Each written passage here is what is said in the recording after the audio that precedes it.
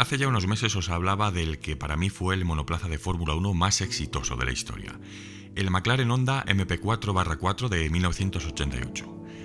De forma antagonista, en 1990 surgiría otro monoplaza cuyo nombre también sería grabado a fuego en los libros de historia, pero por motivos totalmente antagonistas a los del McLaren. Os voy a hablar del Fórmula 1 más infame y desastroso de la historia, el peor con diferencia.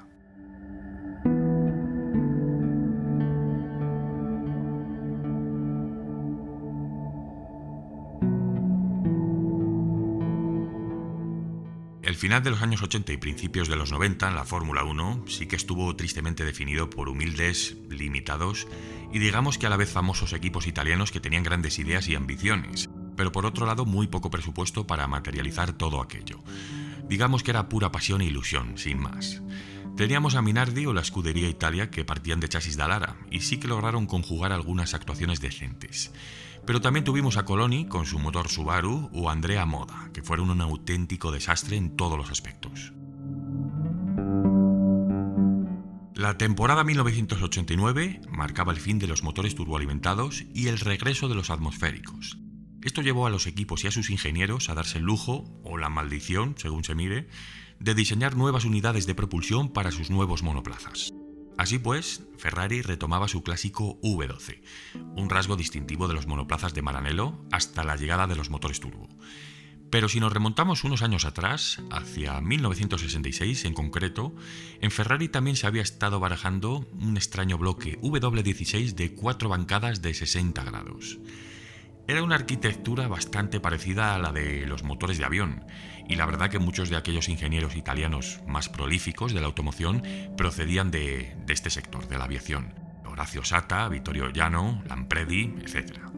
En este caso en concreto, el artífice de este extraño motor, W16, había sido Franco Rocci, también un ingeniero que procedía de la aviación y que, inspirándose en el BRM-16 de una década antes, creía que lograría un motor mucho más corto y ligero, pero con el mismo rendimiento. Se equivocó, porque durante las pruebas en el banco, el bloque reveló muchas debilidades estructurales en las zonas de las culatas en concreto, y por eso se le dio carpetazo al proyecto. Sin embargo, Rocci parecía ver algo en aquella idea suya, y jamás dejó de pensar en ella y de darle vueltas, hasta que apareció justo nuestro segundo protagonista, Ernesto Vita. Este empresario italiano había visto el cambio repentino de la normativa de motores de Fórmula 1 como una oportunidad de dar el salto a la fama de la máxima categoría, la categoría reina. Otros fabricantes de motores de carreras como Yamaha, Ilmor o Judd estaban tratando de llegar a acuerdos con equipos de Fórmula 1, pero ya con cierto estatus. Y Vita, que ciertamente no era nadie en este sector, estaba tratando de convencer a fabricantes y proveedores para que se involucrasen en el desarrollo de un nuevo motor de 3.5 litros, que era lo que marcaba la normativa. Pero a nadie le parecían interesar las propuestas de aquel italiano desconocido.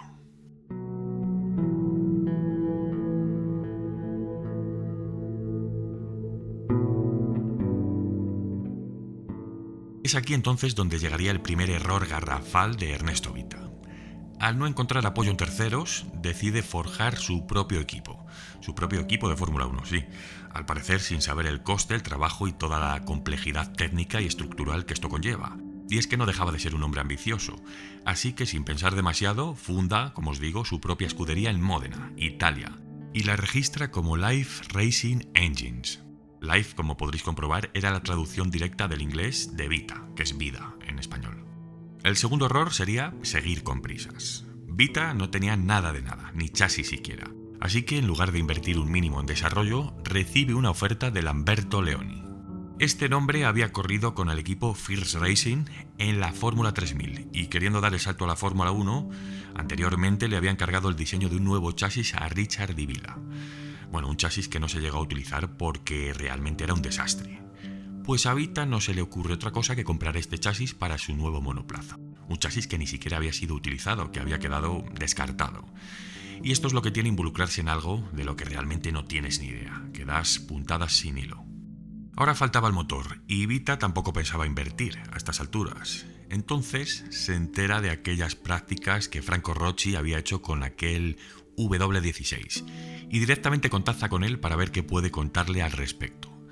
Rocci, fijaros que ya estaba retirado desde los años 70, estamos a finales de los 80, recordar, y que nunca había dejado de barajar ideas con aquella mecánica, vio en Vita su oportunidad, la oportunidad de que su obra por fin cobrara vida.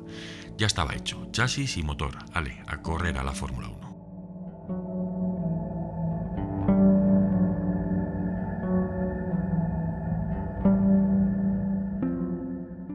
Pero bueno, Franco Rocci todavía realizaría algunas modificaciones para solventar aquellos problemas estructurales que habían lastrado inicialmente su bloque W. El motor ahora sería un W12 de 3 bancadas de 4 cilindros cada una. Obviamente la cilindrada se fijó en los 3.5 litros y Vita estaba eufórico, pensando en el impacto mediático que iba a provocar su extravagante tecnología. Los patrocinadores e incluso los demás equipos de la parrilla admirarían su trabajo. Nada más lejos. Durante la ceremonia de los Casi de Oro de 1988 en Milán, es presentado el nuevo W12 bajo el código F35, y ahora iría atornillado en un monoplaza de nombre Life F190. En ese momento, eufórico, Ernesto Vita, que ya había adquirido a Rocci la patente de esta mecánica, comienza a ofrecérsela incluso a la dirección de otros equipos de Fórmula 1, como Tyrrell. La caja de cambios de 6 velocidades había sido suministrada por Hewland. El contrato de combustible se acordó con Agip y los neumáticos con Goodyear. Y como Vita había tenido otro ataque de excentricidad, pintó la carrocería de un potente rojo con las aletas negras que claramente pretendía emular a los monoplazas de Ferrari. Parecidos, vamos. Realmente en aquel momento a nadie le impresionó esto y nadie estaba interesado en este motor. El escepticismo y la indiferencia primaba entre el público, los pilotos y por supuesto entre los equipos. Nadie creía que ese experimento llegase a ningún lado. Y no se equivocaban. Este nuevo bloque, entre comillas, W12, declaraba una potencia de 480 caballos, mientras que los V8 de Judd, por ejemplo, ofrecían ya 600 caballos. Y la nueva obra maestra de Honda, un V10 de 72 grados, alcanzaba perfectamente los 700. La diferencia era abrumadora. Y es que la razón de esta potencia tan limitada no era otra que su propio diseño. Los cuerpos de aceleración de una de las bancadas laterales del motor estaban expuestos al aire fresco, mientras que la otra bancada del lado opuesto se nutrían de aire caliente al estar rodeadas en ambos lados por los colectores de escape. Esto significaba que al tragar aire caliente directamente, más de un tercio de la capacidad del motor se estaba desperdiciando, y por ello declaraba casi 200 caballos menos que los otros monoplazas.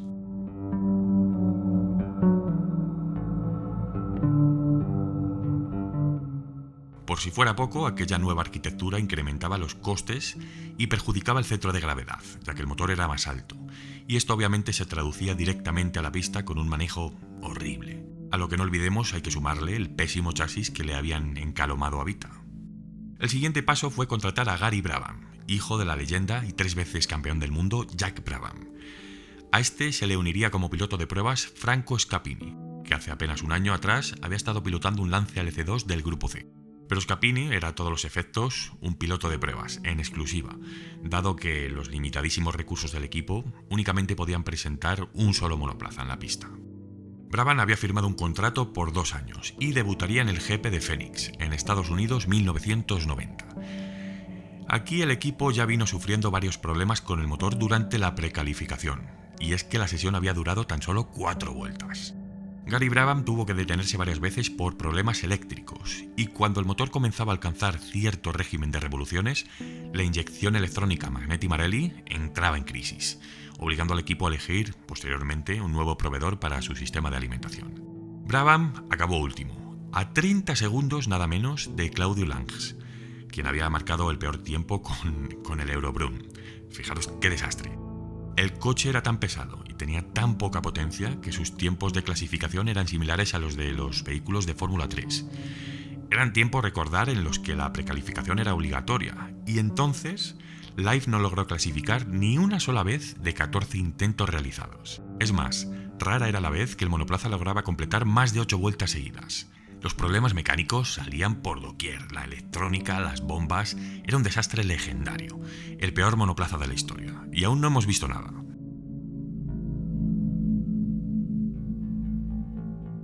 Por si fuera poco, al tener un presupuesto tan limitado, el equipo tenía que lidiar con una notable escasez de repuestos, y es que todo su capital estaba compuesto únicamente de 2 motores y un solo chasis. Fijaros que es que le sobraba medio tráiler, tenían medio tráiler vacío. La plantilla también estaba a la mitad, faltaban muchos empleados necesarios y a veces tenían que pedir ayuda a mecánicos de otros equipos, pues para labores de carga, para colocar, por ejemplo, un motor, no eran personal suficiente. En el siguiente GP de Brasil, en Interlagos, durante la primera vuelta, el coche se para en seco. Se había quedado sin batería, como lo oís. El equipo no se había ni molestado en comprobar que todo estaba en orden. Ese fin de semana terminaba con el Life F190 sin haber sido capaz de completar ni una sola vuelta. Más tarde se descubrió que la unidad de control tenía problemas y descargaba la batería. Pero, joder, comprobarlo por lo menos. Bueno, en este punto, Gary Brabham ve que aquello es un despropósito total, es ridículo, o sea, parecía una broma, y decide, por supuesto, largarse del equipo. Es lógico. Life estaba sin piloto. Van tirando con Scapini, recordar que estaba como conductor de pruebas, mientras intentan ofrecer un contrato a Bernd Schneider. Le conocéis de AMG en DTM, seguro, a este piloto. Como es lógico, y viendo el panorama, rechaza la oferta, y al final el equipo consigue reclutar a Bruno Giacomelli. Con Giacomelli ya en la cabina durante las siguientes intervenciones, la velocidad máxima del Life F190 era de media 60 km por hora inferior a la de los equipos más lentos. Y en Mónaco, los tiempos marcados por el piloto ni siquiera le hubieran permitido clasificarse en la Fórmula 3. Llegó incluso a correr el rumor de que durante un fin de semana los mecánicos se pusieron en huelga debido a que no les habían pagado los salarios. Ese fin de semana el coche apenas duró unos metros en la pista desde que salió de los boxes, porque el motor estaba bajo de aceite y no lo habían comprobado. Vamos, que básicamente el motor había gripado a unos 400-500 metros del pit lane. Bueno, en este punto, cansado de hacer el ridículo, Vita se deshace del W12 y decide probar suerte con los motores V8 Jude. Y esto sucede en el Gran Premio de Estoril, en Portugal, donde se les pudo ver rodar con las entrañas al aire, sin la carcasa posterior del monoplaza. Diréis, bueno, seguro que era para refrigerar mejor o para ganar tiempo durante las labores de mantenimiento. Pues no. Los motores Jude no encajaban correctamente con el chasis de Leoni, de manera que la carcasa trasera no terminaba de ajustarse y se desprendía durante la marcha. Y claro, quedaba el motor pues al aire. Es que no salía nada bien en torno a este colectivo. Y visto esto, ya Vita se resigna y dice: me voy, me largo, lo dejo. Y ni siquiera ya participaron durante los últimos grandes premios de aquella temporada 90. Puede haber un despropósito mayor. Yo creo que se lleva la corona, el peor sin duda, el peor Fórmula 1 de la historia y el peor equipo, la peor organización, la peor gestión y la peor profesionalidad en un equipo que estamos hablando de la Fórmula 1. Y ya no os digo en esta categoría, os digo en cualquier disciplina. No creo que vuelva a existir un despropósito como este, de este nivel, de desidia, de dejadez. Es que es absurdo, ¿no? Así que decidme si conocíais esta historia, el peor Fórmula 1 de la historia, el más infame de todos los tiempos, y si creéis que hay algo peor, da igual que no sea la Fórmula 1, en turismos, en rallies, en cualquier disciplina, decírmelo y dialogamos o debatimos si es peor que esto. También decidme vuestras opiniones y más historias de Fórmula 1 que os interesen, que os pueda traer al canal. Muchísimas gracias a todos los miembros nuevos que están llegando, también a los más veteranos que seguís ahí desde el principio, a todos los que comentáis, que compartís el vídeo, que dejáis vuestro like y seguimos creciendo gracias a vosotros, porque sin todo este apoyo esto no sería posible. Pero seguimos para adelante, estamos al borde de los 40.000 y yo creo que en poco llegamos a los 100.000.